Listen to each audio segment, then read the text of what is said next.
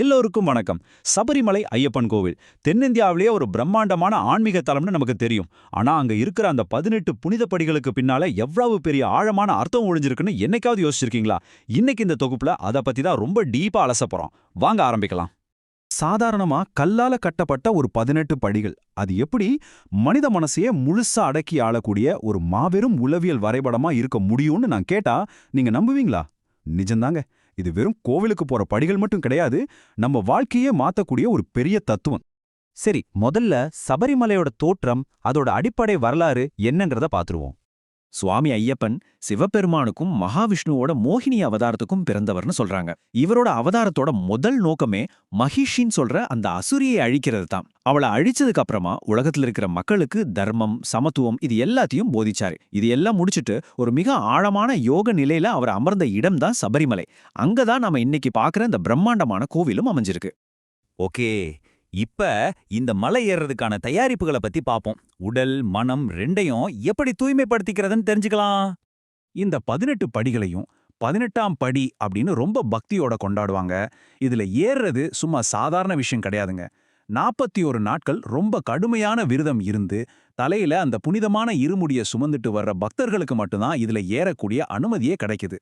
சுருக்கமா சொல்லணும்னா, ஒரு மனிதன் தன்னை முழுமையா தூய்மைப்படுத்திக்கிற ஒரு மிகப்பெரிய தவம் தான் இது. இப்போ நாம விஷயத்துக்கு வருவோம். இந்த 18 படிகளுக்கு பின்னால ஒளிஞ்சிருக்கிற அந்த உண்மையான ரகசியம் என்ன? அத பத்தி கொஞ்சம் டீப்பா பார்க்கலாம். இந்த பயணத்துல நாம முதல்ல எதிர்கொள்றது 5 அப்படிங்கிற ஒரு எண்ணத்தான். இந்த முதல் 5 படிகளும் எதை குறிக்குதுன்னு உங்களுக்கு தெரியுமா? அது வேற ஒண்ணும் இல்லைங்க. நம்ம உடம்புல இருக்கிற 5 உணர்வுகளான கண், காது, மூக்கு, நாக்கு, அப்புறம் தோல், இதத்தான் குறிக்குது. இந்த முதல் 5 படிகளை நீங்க ஏறிட்டீங்கனாலே உங்க ஐம்புலன்களையும் நீங்க முழுசா உங்க கட்டுப்பாட்டுக்குள்ள கொண்டு வந்துட்டீங்கன்னு அர்த்தம். சரி, ஐம்புலன்களையும் கட்டுப்படுத்தியாச்சு. அடுத்ததா மேல போகும்போது ரொம்பவே கஷ்டமான ஒரு 8 படிகளை நம்ம சந்திக்க வேண்டியிருக்கு. இதுல ஒரு ரொம்ப சுவாரஸ்யமான விஷயம் என்ன தெரியுமா? மனுஷனுக்குள்ள இருக்கிற 8 கொடிய தீய குணங்களைத்தான் இந்த படிகள் குறிக்குது. காமம், கோபம், பேராசை, மோகம், மதம், பொறாமை, அகம்பாவம், அப்புறம் ஆசை. இந்த 8 விஷயங்களையும் முழுமையா ஜெயிக்காம ஒருபோதும் நம்மளால இறைவனை அடையவே முடியாது அப்படிங்கறதான் இந்த 8 படிகளும் நமக்கு ஆணித்தரமா உணர்த்துது. அப்பாடா, இந்த 8 தீய குணங்களையும் தாண்டிட்டோன்னு வைப்போம். அடுத்ததா நாம 3 படிகளை பார்க்கறோம். இது எதை குறிக்குதுன்னு யோசிக்கிறீங்களா? இந்த 3 படிகளும் மனித மனசோட அடிப்படை குணங்களான சத்துவம், ரஜஸ், தமஸ் ஆகிய 3 நிலைகளை குறிக்குது. ஒரு மனுஷன் இந்த 3 மனநிலைகளையும் கடந்து ரொம்பவும் பேலன்ஸ்டான ஒரு உயர்ந்த நிலைக்கு வரணும் அப்படிங்கறத தான் சுவாமி ஐயப்பன் இதன் மூலமா நமக்கு கத்துக் கொடுக்கிறார். இப்ப பாத்தீங்கன்னா, நாம சிகரத்தை அடையறதுக்கு முந்தைய அந்த கடைசி 2 படிகளுக்கு நிக்கிறோம். இதுல ரொம்பவே முக்கியமான பாயிண்ட் என்னன்னா, இந்த கடைசி 2 படிகள் அறிவையும் பக்தியையும் குறிக்குது. வெறும் அறிவை மட்டும் இருந்தா பத்தாதுங்க, தூய்மையான பக்தியும் வேணும். இது ரெண்டும் ஒன்னா சேர்ந்தா மட்டும்தான் ஒரு மனிதன் முழுமையான ஆன்மீக வாழ்க்கையை உணர முடியும். இதுதான் அந்த இறுதி படிகளோட உண்மையான ரகசியம். இந்த 5, 8, 3, 2 அப்படிங்கிற பிரேக் டவுன் பொதுவா ரொம்பவே ஃபேமஸ். ஆனா இதுக்கு வேறு சில வரலாற்று பார்வைகளும் இருக்கு. சில புராணங்களை என்ன சொல்றாங்கன்னா, இந்த 18 படிகளும் 18 புராணங்களை குறிக்குதுன்னு சொல்றாங்க. அது மட்டும் இல்லாம அந்த 8 படிகளை 8 ராகங்களாகவும் கடைசி 2 படிகளை அறிவும் அறியாமையும்னு கூட மாத்தி விவரிக்கிறாங்க. அடுத்ததா இந்த படிகளோட பரிணாமம் மற்றும் அது தொடர்பான சில விவாதங்களை பத்தி பார்க்கலாம். இது ஒரு மிகச்சிறந்த எடுத்துக்காட்டுன்னு சொல்லலாம். ஆரம்ப காலத்துல பாத்தீங்கன்னா, இந்த படிகள் வெறும் சாதாரண கற்களால தான் கட்டப்பட்டிருந்துச்சு. ஆனா வருஷங்கள் போக போக சபரிமலைக்கு வர்ற பக்தர்களோட கூட்டம் பல மடங்கு அதிகரிக்க ஆரம்பிச்சது. அதனால அதை பஞ்சலோகமா மாத்தினாங்க. ஆனா இன்னைக்கு அந்த 18 படிகளுமே முழுசா தங்க கவசத்தால மூடி ரொம்ப ரொம்ப புனிதமா பாதுகாக்கப்பட்டு வருது. காலப்போக்குல இந்த தலம் எந்த அளவுக்கு ஒரு பிரம்மாண்டமான வளர்ச்சியை அடைஞ்சிருக்குன்னு இதுல இருந்தே நாம தெரிஞ்சுக்கலாம்.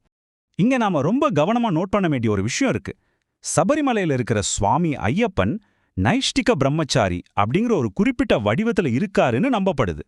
நைஷ்டிக பிரம்மச்சாரி அப்படின்னா என்னன்னா, எந்த ஒரு சமரசமும் இல்லாத முற்றிலும் கடுமையான ஒரு முழுமையான பிரம்மச்சரியத்தை கடைபிடிக்கக்கூடிய ஒரு தெய்வீக யோக நிலை. நம்ம கிட்ட இருக்கிற தரவுகள் படி பார்த்தோம்னா, இந்த நைஷ்டிக பிரம்மச்சரிய மரபின் காரணமா ஒரு குறிப்பிட்ட வயதுடைய பெண்கள் சபரிமலைக்கு செல்லக்கூடாது அப்படிங்கிற ஒரு பழமையான நடைமுறை காலம் காலமா பின்பற்றப்பட்டு வந்திருக்கு. இந்த ஒரு குறிப்பிட்ட கட்டுப்பாட்டுனால தற்காலத்துல நிறைய சட்ட ரீதியான மற்றும் சமூக ரீதியான விவாதங்கள் தொடர்ந்து நடந்துகிட்டே இருக்கு அப்படிங்கறதையும் நாம இங்க பதிவு செஞ்சாகணும். ஓகே, இப்ப நாம இறுதி பகுதிக்கு வந்துட்டோம். சிகரத்தை அடையிறது, அதாவது இந்த 18 படிகளையும் தாண்டி போறதுனால கிடைக்கிற உண்மையான ஆன்மீக பாடம் என்ன? இந்த படிகள்ல ஒவ்வொரு அடியா எடுத்து வைக்கும்போதும் ஒரு மனுஷன் தன்னோட ஈகோ, அகம்பாவம், பாவங்கள் எல்லாத்தையும் அங்கேயே விட்டுட்டு போயிடுறான். இது வெறும் கோவிலுக்கு போற படிகள் கிடையாதுங்க. ஒழுக்கம், சுய கட்டுப்பாடு, சமத்துவம், அப்புறம் உலகளாவிய மனித நேயம், இதையெல்லாம் நமக்கு கத்துக் கொடுக்கிற ஒரு மாபெரும் ஆன்மீக பள்ளின்னு தான் சொல்லணும். சுவாமியே சரணம் ஐயப்பா, இந்த பக்தி முழக்கத்தை நம்ம கேட்கும்போதே நமக்குள்ள ஒரு சிலிர்ப்பு வருதில்ல? எந்த ஒரு பலனும் எதிர்பார்க்காம தனக்குள்ள இருக்கிற அந்த நான் அப்படிங்கிற அகந்தைய முழுசா அழிச்சிட்டு இறைவன் பாதத்துல சரணடையறத தான் இந்த முழக்கம் உணர்த்தது. உண்மையிலே இது ஒரு அற்புதம் தாங்க. இப்போ கடைசியா உங்ககிட்ட ஒரு கேள்வி. சபரிமலையோட இந்த 18 படிகள் மனிதனோட ஈகோவை அழிக்கிறதுக்கான ஒரு சூப்பரான வழிகாட்டின்னு நம்ம பார்த்தோம். அப்போ உங்க சொந்த அகங்காரத்தை அழிக்க இன்னைக்கு நீங்க கடந்து போக வேண்டிய அந்த 18 படிகள் என்னென்ன கொஞ்சம் நிதானமா யோசிச்சு பாருங்க. இந்த தொகுப்பு உங்களுக்கு பிடிச்சிருக்கோன்னு நம்புறேன். மீண்டும் ஒரு சுவாரஸ்யமான தலைப்போட உங்களை சந்திக்கிறேன். இந்த வீடியோ பார்க்குற எல்லாரும் மறக்காம லைக் பண்ணுங்க, உங்க நண்பர்களுக்கும் ஷேர் பண்ணுங்க. இன்னும் சப்ஸ்கிரைப் பண்ணலனா இப்பவே சப்ஸ்கிரைப் பண்ணி எங்க குடும்பத்தோட இணைஞ்சிருங்க.